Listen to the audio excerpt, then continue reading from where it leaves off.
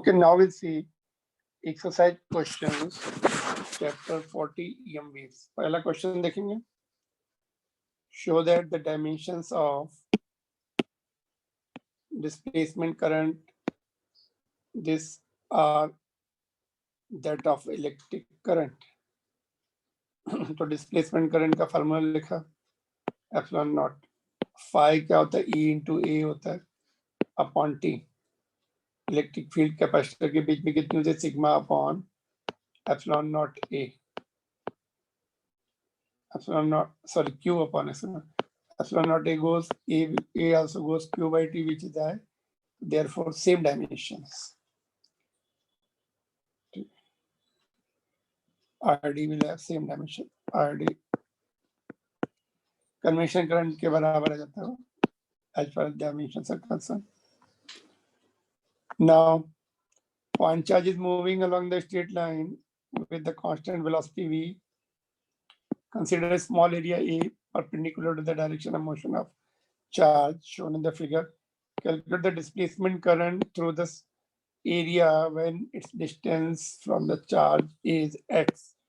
The value of x is not large, so that electric field at any instant is essentially given by Coulomb law. यहाँ पे charge है, यहाँ पर surface है, तो इस पर फ्लक्स कितना होगा? E into A. E कितना होगा? Electric field will be 1/4 pi epsilon naught into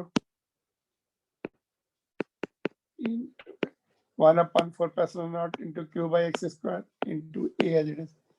Displacement current is given by epsilon naught d phi by dt. Phi की वैल्यू पुट कर दी यहाँ से, ये वाली, और x को डिफरेंशिएट करेंगे, x स्क्वायर को ऊपर ले जाएंगे, डिफरेंशिएट करेंगे, -2x -3 हो जाएगा, ठीक है, और dx by dt भी आएगा, that will be equal to v.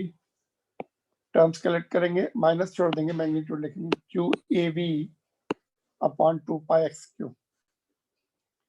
This is the answer. All right. Next one is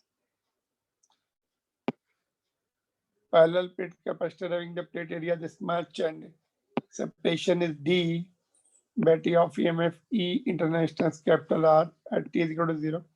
Consider the plane surface area A by 2 parallel to the plates and situated symmetrically between them.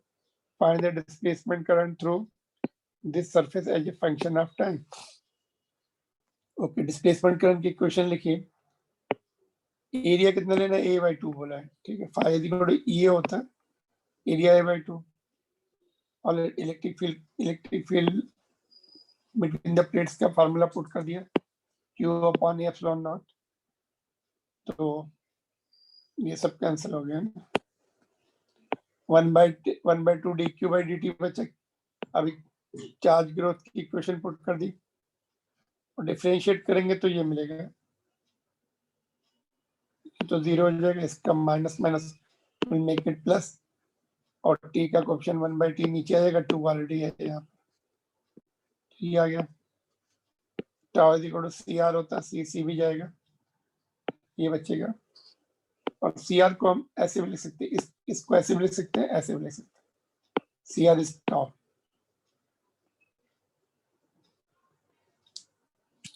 Now ये relation use करके next question है, देखो. Consider the situation of previous problem. Define displacement resistance RD is equal to V upon ID of the space between the plates, where V is the potential difference between the plates of the capacitor and ID is the displacement current. Show that RD varies with time as. ये derive करना है. तो सबसे पहले displacement current का ऊपर से relation हमने लिख लिया. यहाँ पर एरिया फुल लेना है, पहले एरिया A by 2 था, इसलिए 2 आ गया, फुल एरिया में 2 नहीं आएगा, ये रहेगा. अभी potential difference between the plates will be EMF of battery minus loss due to internal resistance. Internal resistance का सिंबल R दिया है. I जो है at any point of time displacement current same रहते, वायर में जो करंट रहेगा वही डिस्प्लेसमेंट करंट गैप में रहेगा. I को ID लिख दिया. इतना वोल्टेज अवेलेबल है कैपेसिटर के प्लेट के क्रॉस, ये वैल्यू यहाँ पुट कर दी V की, जो यहाँ से निकाल ली. ठीक है,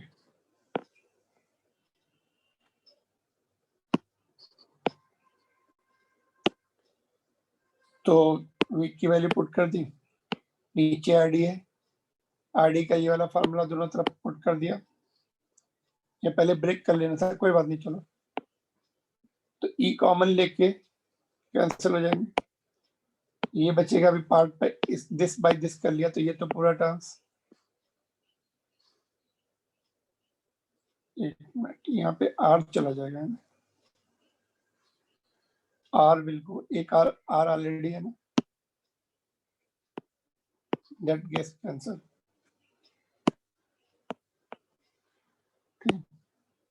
ई भी कॉमन लेके कैंसिल हो गया, अभी इसको सॉल्व, इसको ब्रेक कर लिया, दिस बाय दिस एंड तो ये कैंसिल हो जाएगा, यहाँ पे आर ऊपर आ जाएगा, आर कॉमन ले लिया तो ये बचेगा, that's what is to be proved.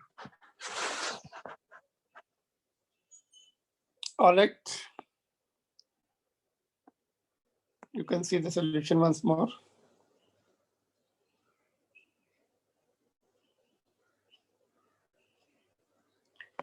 Now we'll see question number 5. B is equal to mu naught H. Find the ratio E naught by H net for the plane electromotive wave propagating through the vacuum. Show that it has the dimensions of electric resistance. The ratio is universal constant called impedance of the free space. Okay, C is equal to F. C is equal to E naught by B naught होता है, B naught की value ऊपर से put कर दी और simplify कर लिया, म्यू नॉट एंड सी वाले टर्म्स ये इसको इधर ले आए, इसकी वैल्यू पुट करी तो it is coming close to 377 unit is unknown, unit अभी निकालते हैं हम लोग यहाँ से, पहले तो रेजिस्टेंस, ये बोला कि रेजिस्टेंस के बराबर प्रूव करना, रेजिस्टेंस की डायमेंशन निकाल ली V by I से, work done per unit charge I is equal to Q by T, dimension put करके सिंप्लीफाई की तो ये आ गई डायमेंशंस, फिर म्यू नॉट की निकालनी तो फोर्स बिटवीन द वायर्स का फोर्स बिटवीन द वायर्स है ना,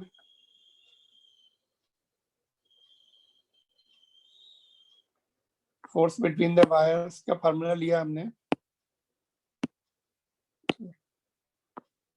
दो पैरेलल वायर्स का, तो उससे म्यू नॉट निकाला फोर्स के टर्म, फोर्स की डायमेंशन वगैरह पुट करके तो ये आ गई, तो अभी mu naught and C mu naught की डायमेंशन ये पुट कर दी और C the speed of light L T minus one, simplify किया तो ये आ गया which is equal to dimension of distance, तो इसका यूनिट क्या हो जाएगा ओम।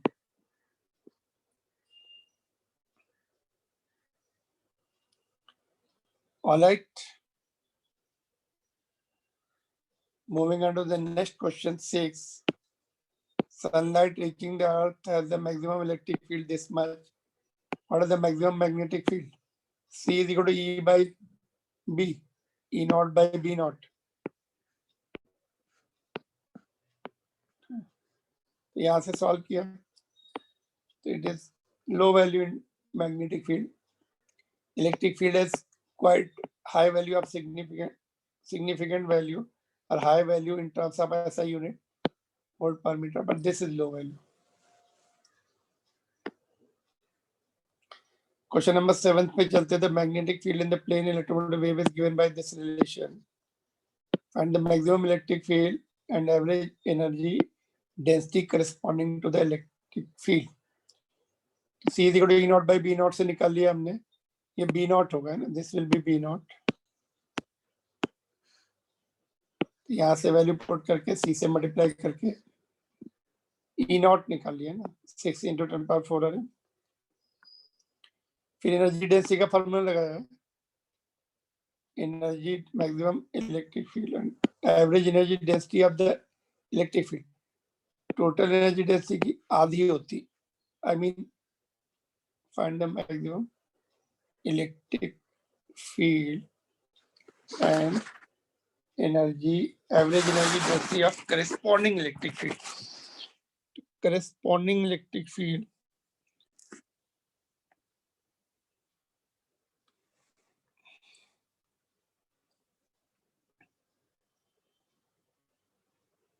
Average energy density correspond, Find out the maximum electric field. Done, already done. And electric field and average energy density corresponding to electric field. So average energy density, just a minute.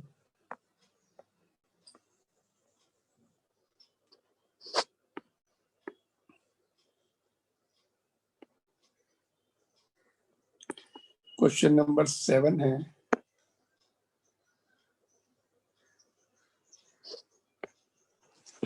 तो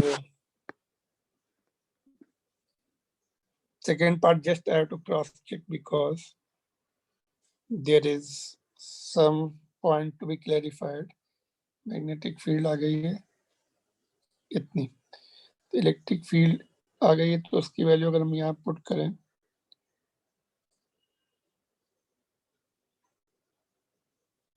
okay just minute है,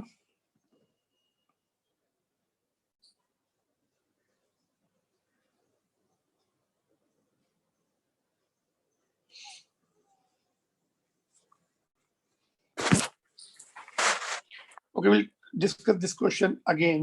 Just I'm stopping it here.